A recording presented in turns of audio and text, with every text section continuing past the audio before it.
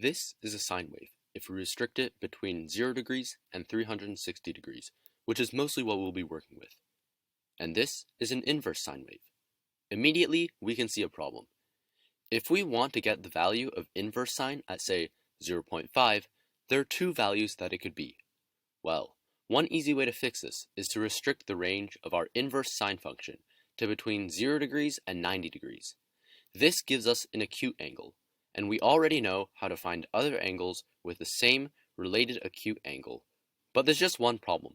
When we restricted our function to 90 degrees, we lost all values for negative x. So how can we find these values? Well, let's make a table of all three trigonometric ratios.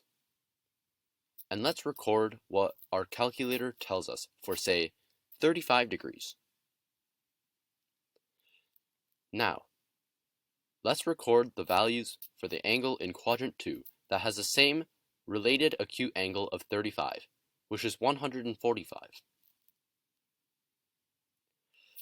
Let's do the same in quadrant 3. And finally, quadrant 4. From this, we can notice something. The absolute values are exactly the same, with the only difference being the signs. If we only consider the signs, we can see that in quadrant 1, all ratios are positive. In quadrant 2, sine is positive. In quadrant 3, tangent is positive. And in quadrant 4, cosine is positive.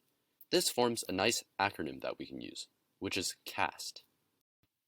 Let's take a look at an example.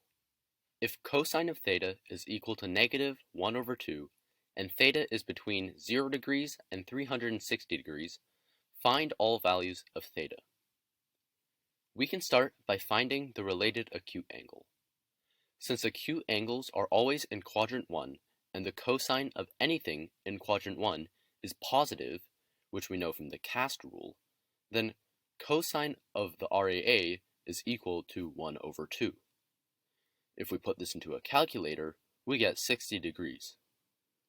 Since cosine of theta was negative, however, we know that, using the CAST rule, the terminating arm of the angle must be in quadrant 2 or 3.